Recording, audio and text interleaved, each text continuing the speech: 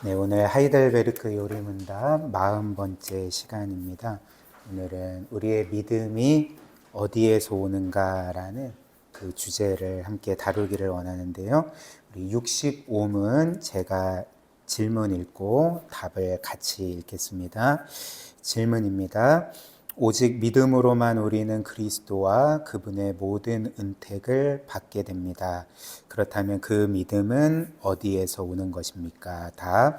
성령 하나님께서 거룩한 복음 선포를 사용하셔서 우리 마음에 믿음이 생기게 하시고 거룩한 성례들을 사용하셔서 그 믿음을 굳게 하십니다. 저와 여러분들은 하나님과 예수 그리스도를 믿고 있죠. 그래서 우리는 사실 믿음 생활을 하면서 한 번쯤은 이런 질문을 스스로 할 때가 있을 것 같습니다. 내가 분명히 하나님을 믿고 예수 그리스도를 믿는데 나는 어떻게 해서 하나님과 예수 그리스도를 믿게 된 것인가? 내가 믿을 수 있었던 그 이유가 무엇인가라는 질문을 하게 될 것입니다. 물론 여기에서는 하나님과 예수 그리스도를 믿었던 때가 각기 다를 것입니다. 어떤 사람은 이제 성인이 되어서 인생의 어떤 시점에 하나님과 예수 그리스도를 믿은 분들도 있을 것이고요. 또 어떤 분들은 이제 모태 신앙이어서 어릴 때부터 교회 예배에 나오고 신앙생활을 하면서 자연스럽게 믿음이 생긴 분들도 있을 것입니다. 그래서 후자의 경우는 내가 언제 믿게 되었는지 특정할 수는 없지만 그러나 분명한 것은 내가 하나님과 예수 그리스도를 믿고 있다 이렇게 생각하면서 이제 신앙생활을 하는 거죠. 그런데 어찌 됐든 간에 내가 생애의 어떤 특정한 순간에 믿게 되었든지 아니면 어릴 때부터 나도 모르게 자연스럽게 믿게 되었든지 간에 우리는 이런 질문을 할 수가 있습니다. 나는 어떻게 하여서 하나님과 예수 그리스도를 믿게 되었는가? 그리고 이 질문에 대한 답은 사실 여러 가지는 아닌 것 같습니다. 이제 두 가지가 있는 것 같습니다. 즉, 이 질문에 대한 답이 이제 두 가지 선택지밖에 없다는 거죠. 그래서 첫 번째 답은 무엇이냐면 나는 순전히 나의 능력과 또 결단과 나의 선택에 의해서 믿게 되었습니다. 이게 첫 번째 할 수 있는 답이고요. 그리고 나머지 두 번째 답은 나는 내가 믿은 것이 내 능력과 내 선택과 내 결단 때문이 아니었습니다. 내가 생각해 볼 때 내가 믿었다기보다는 어느 순간 믿어졌습니다. 이런 답이 있을 것입니다. 그래서 이렇게 1번 답과 2번 답 이렇게 두 가지 선택지가 있을 것입니다. 그래서 여러분들도 이 말씀을 들으면서 아마도 나는 1번이야 나는 2번이야 이렇게 하실 수도 있을 것 같은데 그렇다면 일단 한 사람이 있고 그 사람이 나는 어떻게 해서 믿게 되었는가라는 질문에 이제 1번 답 나는 나의 능력과 나의 선택과 나의 결단으로 믿게 되었다. 이것을 선택한다면 이제 그것은 뭘 의미하겠습니까? 일단 한 사람이 자신이 하나님과 예수 그리스도를 믿은 것이 자신의 능력과 선택과 결단 때문이라고 말한다면 이제 성경에 따르면 그가 받은 구원은 하나님의 전적인 은혜가 아니라고 말을 합니다. 그것을 의미하는 것입니다. 물론 그렇게 말하는 그 사람도 성경의 내용에 따라서 내가 받은 구원은 하나님의 전적인 은혜입니다 라고 고백은 할 것입니다. 그러나 그럼에도 불구하고 그래도 내가 믿은 것이 나의 능력과 선택과 결단 때문에 그렇습니다 라고 답을 한다면 말로는 하나님의 전적인 은혜라고 말하지만 실제로는 그렇지 않다는 거죠. 왜 그럴까요? 왜냐하면 그가 믿은 것이 그의 능력과 선택과 결단 때문이라면 그는 자신이 받은 구원에 있어서 기여한 것이 있게 됩니다. 즉 내가 내 능력과 결단으로 믿었기 때문에 물론 부분적으로는 그리스도께서 나를 위해 죽으셨기 때문이기도 하지만 그것을 믿은 것은 나잖아. 내 능력과 내 선택과 결단으로 믿은 거잖아. 이렇게 되기 때문에 사실 그는 그가 받은 구원은 하나님의 전적인 은혜라고 말하기가 힘들어진다는 거죠. 그러니까 부분적으로는 내가 기여한 게 있게 되는 것입니다. 그리고 그렇게 되면 또 어떻게 되겠습니까? 그는 자신의 구원에 대해서 이제 부분적으로 자랑할 수 있는 것이 있게 되고, 특별히 믿지 않는 사람들과 비교해서는 나의 어떤 믿음의 결단과 또 선택을 자랑할 수 있게 되는 것입니다. 또한 그가 이렇게 자신이 믿은 것이 자신의 능력과 선택과 결단 때문이라고 생각을 한다면, 그는 이제 아직 믿지 않는 사람들에 대해서 어떻게 생각하겠습니까? 그 사람들을 어떻게 대하겠습니까? 그는 아마도 대놓고 그렇게 말하진 않겠지만 늘 속으로는 이런 생각을 하게 될 것입니다. 나는 믿었고 저들은 믿지 않아. 나는 내 능력과 선택과 결단으로 믿었지만 저들은 믿고 있지 않기 때문에, 따라서 믿는 나는 아직 믿지 않는 저들보다 뭔가 영적으로 우월하거나 도덕적으로 우월한 게 틀림없어 라고 생각을 하게 된다는 거죠.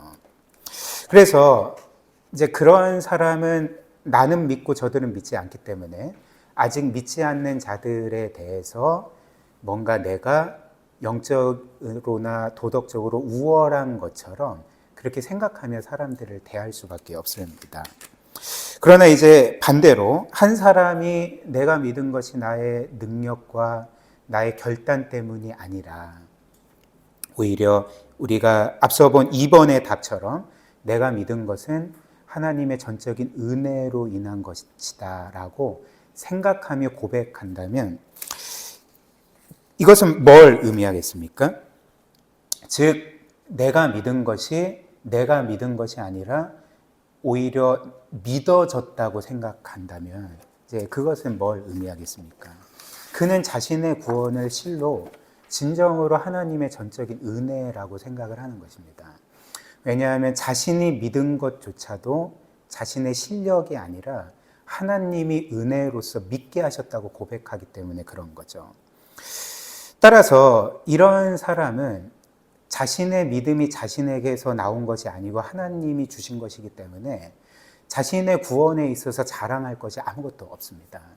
자신을 위해 그 십자가에 못 박혀 죽으신 그 그리스도의 영원한 대속뿐만 아니라 그 그리스도를 믿은 것조차도 나의 능력과 나의 선택 때문이 아니었기 때문에, 하나님이 주신 것이기 때문에 자랑할 수가 없는 거죠.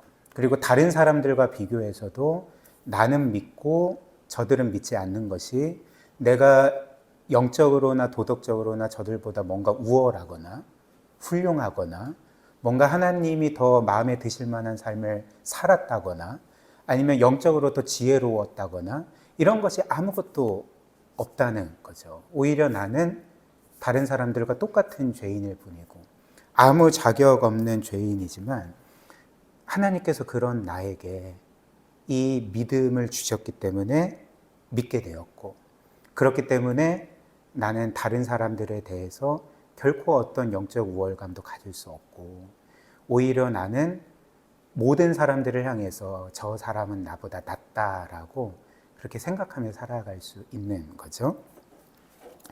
그렇다면 이렇게 나는 어떻게 해서 믿게 되었는가라는 질문에 이제 두 가지 답. 첫 번째, 나는 내 능력과 결단으로 믿게 되었다. 그리고 두 번째 답, 그렇지 않고 내가 믿었다기보다는 믿어졌고 내가 믿어진 것은 하나님의 전적인 은혜다. 이 두 가지 답 중에 성경은 뭐가 옳다고 말을 합니까? 그러니까 첫 번째가 아니라 두 번째 답이 맞다고 우리에게 말해 준다는 거죠.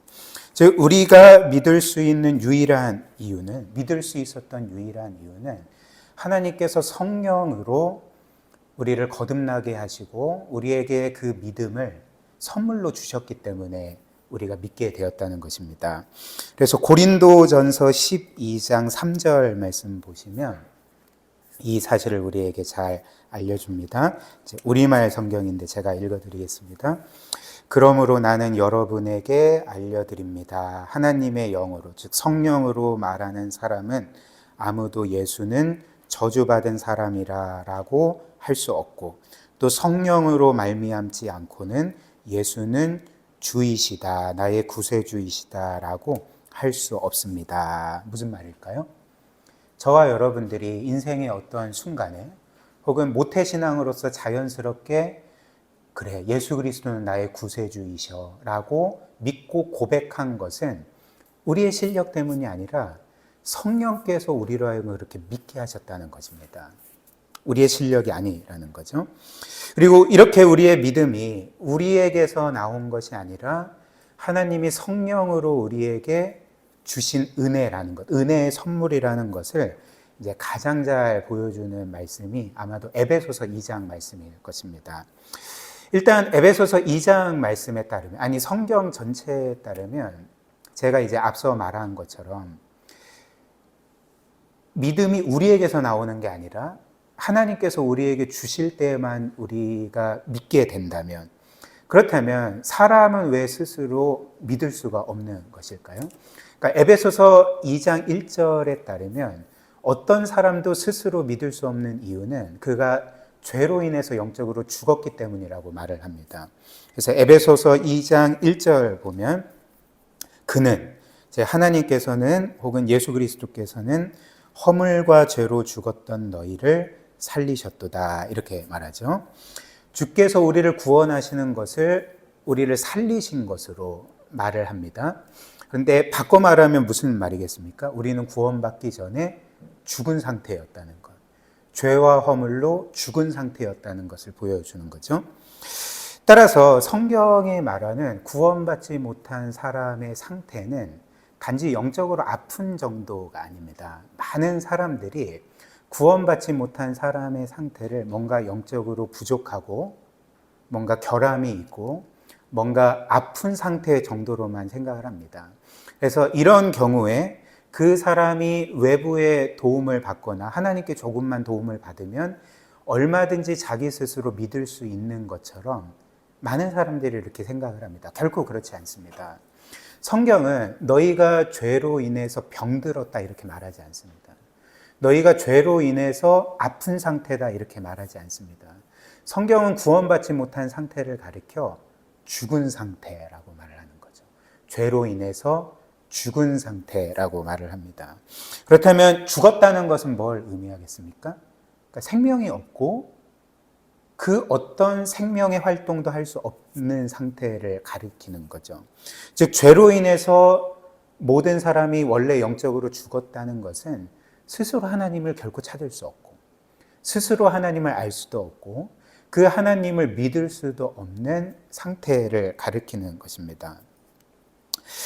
그리고 이렇게 원래 모든 사람이 죄로 인해서 영적으로 죽었다는 것은 그 사람의 영혼이 이제 그 어떤 영적인 활동, 그러니까 아무런 생명의 활동도 할 수 없다는 의미는 아닙니다. 그러니까 물리적으로 죽었다는 의미가 아닙니다. 몸은 물리적으로 죽으면 어떤 활동도 할 수가 없잖아요. 근데 영혼이 죽은 것은 영혼이 물리적으로 죽었다는 의미가 아닙니다. 사람이 죄로 인해서 영적으로 죽어 있어도 그의 영혼은 여전히 생각할 수 있고 뭔가를 느낄 수 있고 뭔가를 결단하고 선택할 수 있고 행동할 수가 있습니다. 따라서 성경이 죄로 인해서 죽었다, 영적으로 죽었다라고 할 때 그 죽음은 영혼의 물리적인 죽음이 아닌 거죠. 어떤 죽음입니까? 도덕적인 죽음을 의미합니다. 하나님께 대한 하나님을 향한 죽음을, 도덕적인 죽음을 의미하는 거죠. 즉 죄로 인해 영적으로 죽은 상태는 성경에 따르면 하나님을 향한 본성적인 반감을 가진 상태를 의미합니다. 그래서 하나님께서 그의 창조주이시고 그가 가진 모든 것을 값없이 주신 분임에도 불구하고, 즉 그가 하나님께 모든 것에 있어서 빚진 상태임에도 불구하고 그의 영혼 안에 하나님께 대한 본성적인 반감이 있어서 하나님을 인정치 않고 무시하고 모든 삶에서 하나님을 거스르고 대적하는 상태를 가리켜서 이제 성경은 사람이 죄로 인해서 죽었다라고 말을 하는 거죠. 그래서 제가 말씀드린 이 사실이 이제 에베소서 2장 1절 이하에 나옵니다. 한번 보십시오. 이 에베소서 2장이 사람이 죄로 인해 죽은 상태를 어떻게 말합니까? 1절에서 모든 사람은 죄로 인해 영적으로 죽었다 이렇게 선언을 하고, 이제 2절부터는 사람이 죄로 인해 영적으로 죽은 상태가 뭔지를 말합니다. 2절, 3절 한번 보십시오. 2절, 그때에, 즉 1절이 말하는 사람이 죄로 인해서 영적으로 죽었을 때에 너희는 그 가운데서 행하여서, 그래서 죄로 인해 영적으로 죽은 상태의 그 모습을 제가 번호를 달아놨죠. 그래서 1번, 이 세상 풍조를 따르는 상태. 2번, 공중의 권세 잡은 자 사탄을 따르는 상태. 그리고 3번, 곧 지금 불순종의 아들들 가운데 역사하는 영을 따르는 상태. 그러니까 뭐라고 말합니까? 우리는 불순종의 아들들이라고 말을 합니다. 세상 풍조를 따르고 사탄을 따르는 불순종의 아들들이라는 거죠.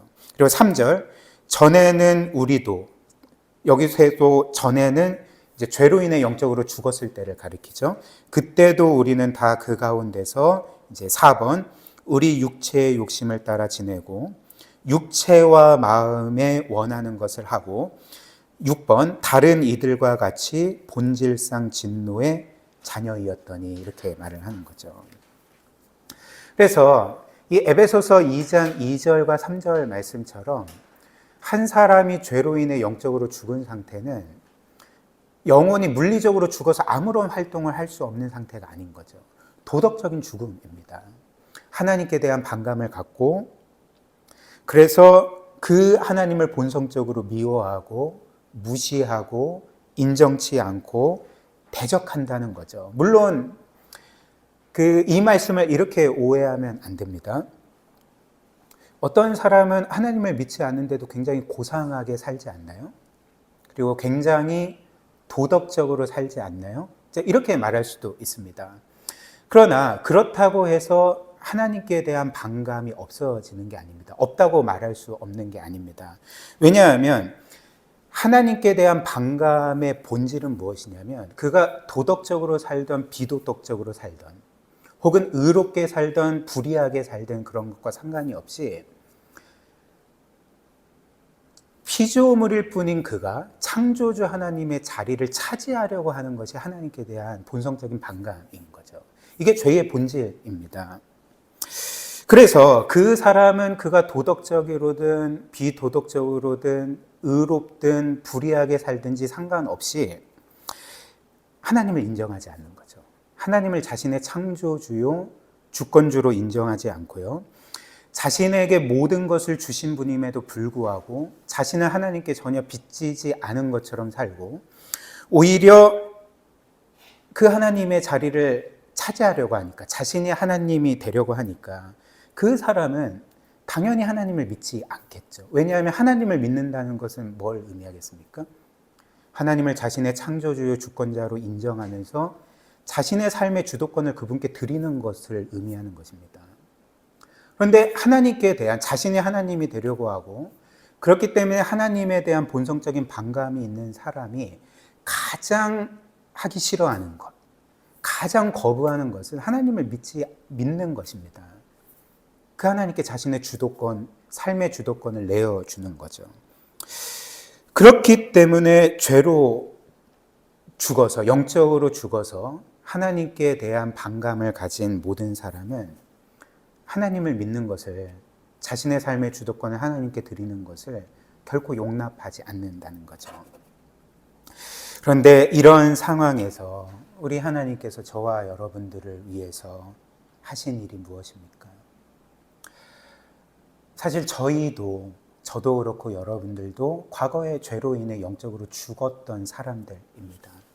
물론 죄로 인해 영적으로 죽은 상태가 어떤 분들에게는 고상하게 나타날 수도 있고, 또 어떤 사람에게는 그냥 그 막 사는 인생으로 나타날 수 있지만, 그것은 큰 차이가 아닙니다. 우리 모두는 마음 깊은 곳에 하나님을 인정하지 않았던 사람들입니다. 하나님께 우리의 삶의 주도권을 내어드리기를 가장 싫어했던 사람들입니다. 심지어 신앙을 가졌다 말하는 사람들조차도 신앙생활을 하지만 그가 거듭나고 회심하지 않은 상태에 있는 경우에는 그 신앙생활은 하나님께 자신의 삶의 주도권을 내어드리고 그분을 영화롭게 하는 신앙생활이라기보다는 종교 활동을 통해서 하나님을 이용함으로써 자신을 높이려고 하는 신앙생활인 거죠. 우리 모두가 이렇게 죄로 인해 죽었던 사람들입니다. 근데 이런 우리에게 하나님께서 하신 일이 무엇일까요? 4절, 5절, 에베소서 2장 4절, 5절. 국률이 풍성하신 하나님이 우리를 사랑하신 그 큰 사랑으로 인하여 허물로 죽은 우리를 그리스도와 함께 살리셨고 그래서 너희는 은혜로 구원을 받은 것이라 이렇게 말을 하는 거죠. 하나님은 죄로 인해 영적으로 죽었고 우리 자신이 하나님의 자리를 차지하려고 하고 하나님께 대한 반감으로 그분을 무시하고 그분을 믿기를 거부하고 표면적으로 믿는다고 고백하지만 우리의 삶의 주도권을 그분께 드리지 않고 여전히 내 삶의 왕 노릇을 내가 하려고 했던 우리를 사랑하셨다고 하라고, 그런 우리를 영적으로 다시금 살리셨다고 말을 하는 거죠. 그리스도와 함께 살리셨다고 말을 합니다. 즉 죽었던 우리의 영혼을 성령으로 살리시고 우리에게 그 믿음을 은혜의 선물로 주셔서 우리가 그로 인해서 하나님과 예수 그리스도를 믿고 구원받게 하셨다는 것이 성경이 하나님이 너희를 이렇게 구원했다라고 말씀하는 바입니다. 그렇다면 이렇게 예수 그리스도를 믿고 구원받은 우리가, 영적으로 다시금 살아나서 믿고 구원받은 우리가 우리의 구원에 있어서 기여한 것이 있겠습니까? 목사라고 해서 조금 더 기여한 것이 있을까요? 그렇지 않습니다. 저도 영적으로 죽어 있었고 죽었던 저를 하나님께서 성령으로 거듭나게 하셨고, 그래서 저는 사실 모태신앙이었거든요. 모태신앙이고, 왜냐하면 목사의 아들이었으니까 어릴 때부터 교회 안에서 살았고 또 어떤 면에서는 기독교 문화 안에서 살았지만 제가 20대 초중반까지 거듭나지 못한 상태로 살았습니다.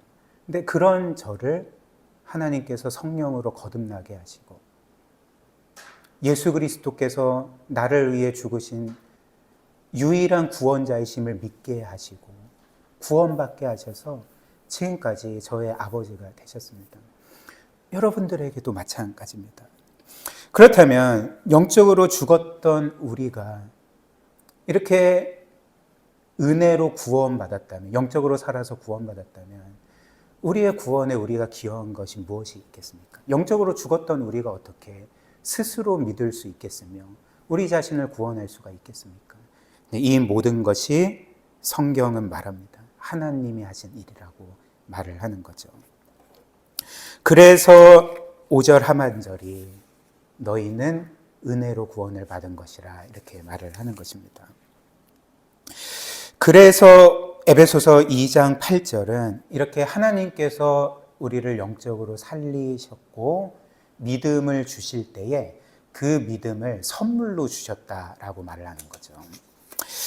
에베소서 2장 8절 너희는 그 은혜에 의하여 믿음으로 말미암아 구원을 받았으니 이것은 너희에게서 난 것이 아니요 하나님의 선물이라고 말을 하고 있는 것입니다. 그리고 이 말씀처럼 우리의 믿음이 하나님께서 우리에게 은혜로 주신 선물이라면 우리의 믿은 것은 우리의 능력과 결단 때문이 결코 아닌 거죠. 우리의 선택 때문이 아닙니다. 하나님이 우리를 거듭나게 하셨고 그 믿음을 선물로 주셨기 때문에 저와 여러분들이 지금까지 하나님과 예수 그리스도를 믿으며 살 수가 있는 것입니다. 그래서 결론으로 우리는 아무런 자랑을 할 수가 없는 거죠. 우리는 우리의 구원에 있어서 어떤 부분도 자랑할 수가 없습니다. 특별히 우리는 믿지만 아직 믿지 않는 많은 사람들이 있지 않습니까? 그 사람들에 대해서도 우리는 어떤 것도 자랑할 수 없고 어떤 영적이나 도덕적인 우월감도 가질 수가 없고 오히려 우리는 나는 구원받았고 당신은 아직 믿지 않아서 구원받지 못했지만 그러나 여전히 내가 당신보다 낫지 않고 당신이 나보다 훨씬 더 나을 수 있습니다 라는 그 고백을 이 은혜의 복음을 깨달은 자만이 할 수가 있다는 거죠. 그렇게 되면 어떻게 되겠습니까? 우리는 사람들을 겸손히 대할 수 있고 어떤 사람이라도 존중할 수 있고 섬길 수가 있는 것입니다. 그리고 무슨 일을 하든지 간에 그 모든 것에 영광을 하나님께 돌릴 수 있는 삶을 살 수가 있는 거죠.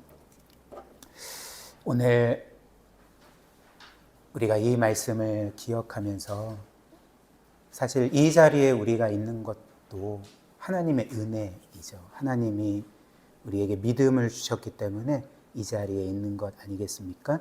이에 대해서 우리가 감사하고 또 우리가 그렇게 하나님과 사람들 앞에 늘 겸손하고 또 이 은혜에 의해서 기뻐하고 감사하는 그런 삶을 살게 해달라고 우리 함께 오늘 은혜를 구하면서 기도했으면 좋겠습니다. 제가 나눠드린 강의안 다 안 했죠? 제가 좀 짧게 하려고 다 안 했습니다. 그래서 나머지는 이제 다음 주에 하도록 하겠습니다. 네. 우리 함께 기도하겠습니다.